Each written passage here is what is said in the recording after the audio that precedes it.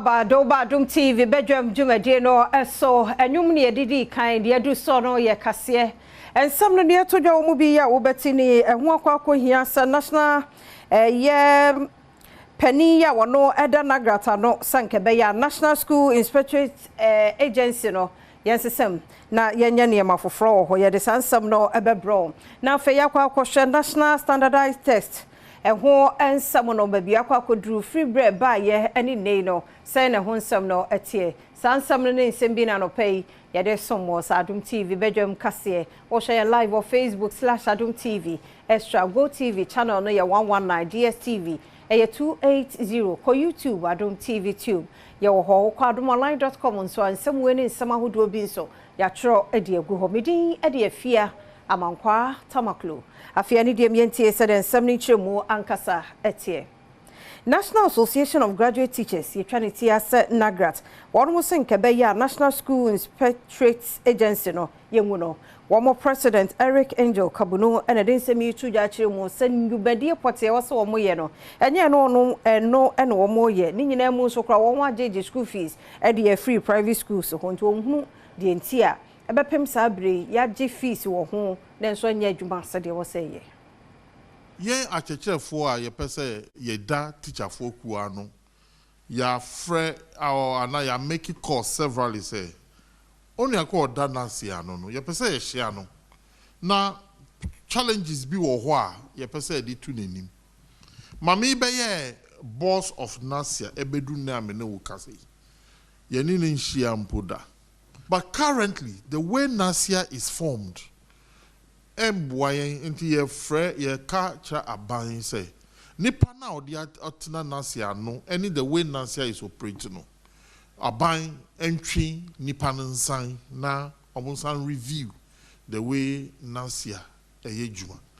And we are calling on the president and the minister to quickly zero in on Nasia. And what you call to us say when you also hear show my young so enya dwen so kofa won mu a eni mungumasia wo hwe ebeda so yi ano few times our mwako school ho so moko inspect schools questions na ese ye bisa teacher questions ese the two headmaster in him the way to get the challenges in the schools because those things were all problematic because only pan or dan Nasia na no educationist and education for na aban asenkedi omo to Nasia ombetumi aye djuma no so wasala ni omo nyina.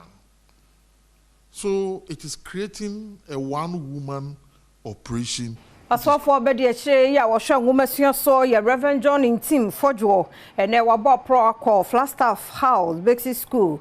Ya, ho any the Edikaya National Standardized Test, one more edition so 2021. The one ne wako she na yana hoa, the near me chrono equate to do a munsem any. 21 and yeah, the Edikaya National Standardized Test. Yeah, test no, not P24 no. As against 2% of people's reading in 2015 no. A pager quoted 8%. Now no cramp on the fans so high, per se pager mobile. Now about P44 no dia, one averagely what didn't feed well bound for Shimono any sewer pa.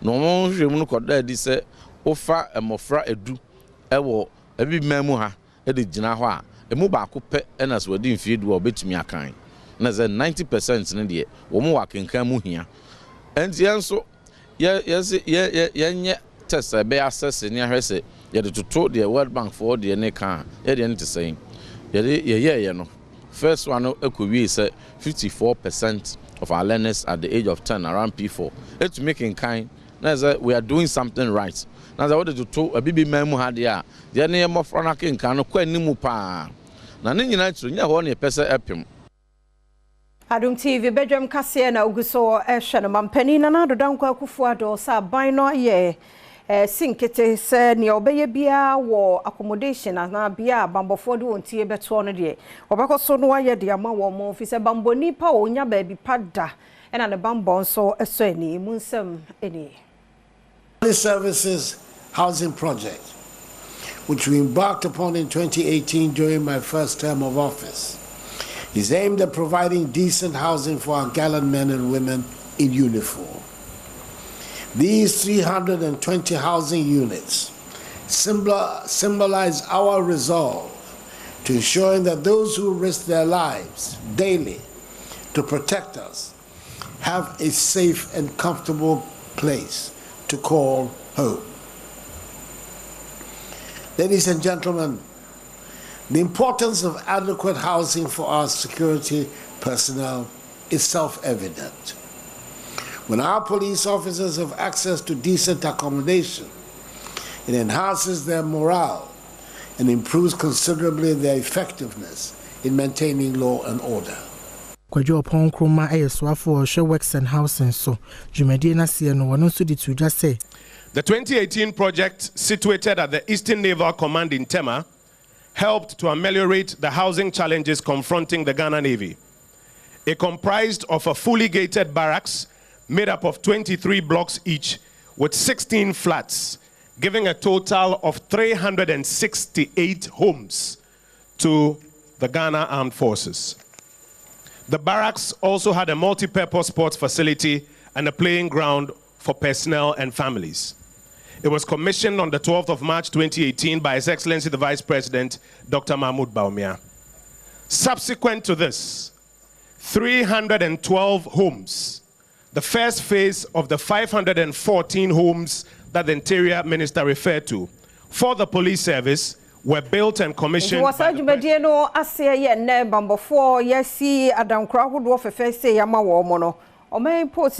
IGP Dr. George Kufu Dampare and Obama Penny Kufu Adwam Memoya Basopa Waniama why dear police service no na wo church mu ne ye ka say ye wo emergency medical fund the ma posi for 4,000 motorbikes say what de ama wo mo any 80 formed police unit o ma mu nyina so won mo anya bie eno so nsam o de tuja no eni.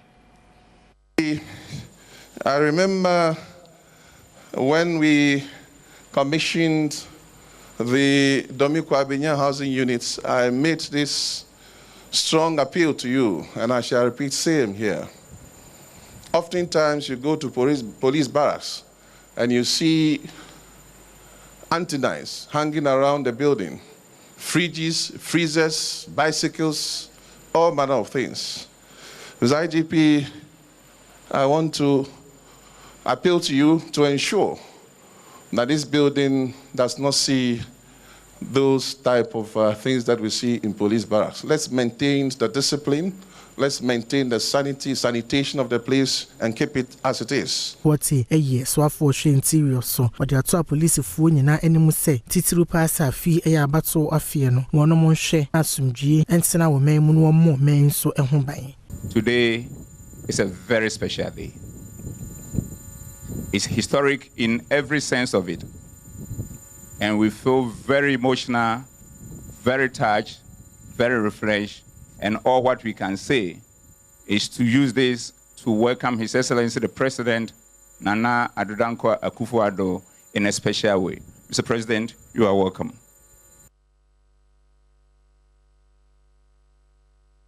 Adom TV Badwam kase na uguso ehwe no na neuro development pediatrician ya wono ewo Greater Accra Regional Hospital ya Dr. Yvonne Nana Amabrew ene wo se enkwada ya won mo ekasa ekachire ene autism for no wo de ehwe 2018 mo na ye wo hamunchemu du na wo 2024 no ehwiri ko hamunchemu aduasa 30% a wo kire se eko esoro na ene GT Bank annual autism workshop akoso won kran and odin semi etuja.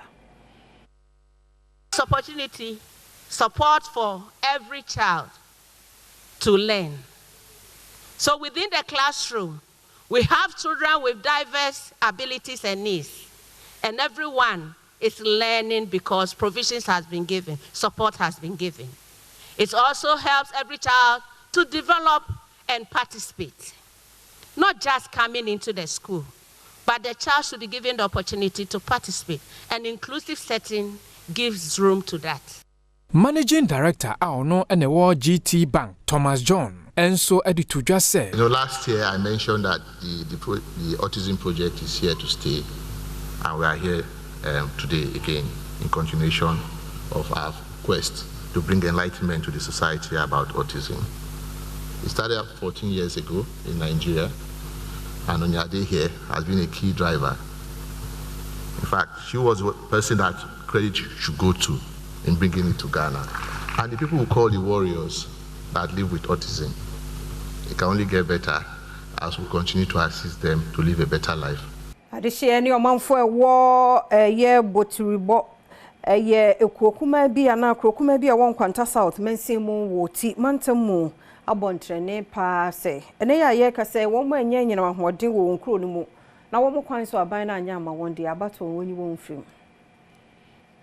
ama ya fu we adro 10 years ni ya ni lat ya ni bia nti mu ba no mo astati 1 to 3 no o ma sa akọ nti ya wo that problem be bri ya nya yi si anu a ya ntimi mbo dance ya ntimi ya bia yi ya ko high generator na ya dia bo nti protocol problem wo ha be bri na ya hia ade a lat bet ma ya ni bi Samson Tiba eye MPP amanyoko ni polling station Dream Tinani odi atudwa se nsemo amanfo ne de atudwa no ne nyina eye no kredie na ha dwene passe mfie bebreni no wono mu kro no etwa wono mu aba wonya mfaso bi ya mfiri aban bi aba betena so abu manyi kwatrepa ya nilat o kana kraye this year mu ya o mu adwe so mu to aba pa ma madam Sarefa Adia na potrepa ha o winda ba no kwa parliament ba sana e bia o mu connect lat ya ni transformer ya ni bibia latin ho obi sure na o si minfa phone man charger o mo na mi si charge ni ho latin ho ba bibia no aya no gwase ba mi sremu this year na e betra ba ma madam Sarefa Adia no mumbo aye latin nya ba pa ya sa ni campaign bia na e be ye Baentwa so na ne Ghana ma no ho kwan se peer review do yen hwehwe wo mu wo corporate governance ye African peer review mechanism for October bosome no emu wonhwe no onye mampani na na do danko akufuado enso de atudwa se koba so na bibia nso eyeyi a yame anim ni ebeboa ni nyina no eye bra eye African peer review mechanism penfo eba ne ho ensra. I was then serving in President Kufuor's government as his foreign minister, so I'm very familiar with all the steps that took place, and then of the very important decision he made, which is a decision that gave a lot of momentum and impetus to the whole peer review mechanism, to be the first country to offer itself to be peer reviewed. With that, several others then also came on board. So it has been a matter of public policy for us in Ghana to support the exercise.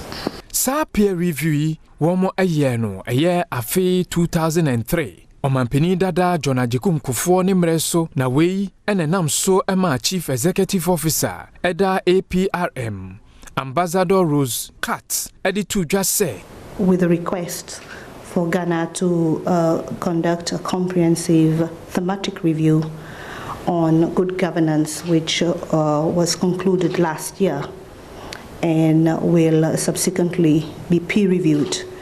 I met with the Algerian delegation on the margins of the summit, and Algeria is now the chair of the APR Forum of the APRM, and we have agreed in principle to hold an extraordinary summit later this year, which the date has not yet been confirmed. But during the extraordinary summit, we are hoping to have several reviews peer-reviewed at that summit, including Bayenya so na Adom TV Badwam kase na ha na brema kwan na no pay ye de asie me na wase emrani adaje a wode ma ye rade mfa nkomra somdwem ne mom koso na ne yentna wo Facebook/Adom TV obetimi ahwe yen live ewo ho oko YouTube nso Adom TV 2 obetimi ahwe yen ewo ho ko adomonline.com nso na wa oje ombre netnas na kan stories ahodo any audios ne videos pictures nso ho na wa te ho ase ye kwa bayenche e the bonkrata ne online stories no ha ye ba ebetwaso. For said do Mikhail say is the second edition of sectorial debate. This time, no, this important sector, apomudin, health and yede bro. And this time round, political parties too, MPP and NDC, wono any ebedi nkomo afa apomuden ho. Ejubasha NDC Eddie Kwabena Minta Kando Nimnyamfo Sa Pepe Dr. Nsia Sarensu Ejina Mama MPP Omu anede apomuden ho ni swade hunu on their various tickets no ebre. Enkonta be na umbebu afa apomuden ho nsem edi akere. Dasa tonsa frɛ enyumaku a wono ne omudi nsa wo so ne ngita ho. Wono so ebremu no esefata no wono bebu se omo kosa. You can't miss this. 26 year fiada way Accra Digital Center.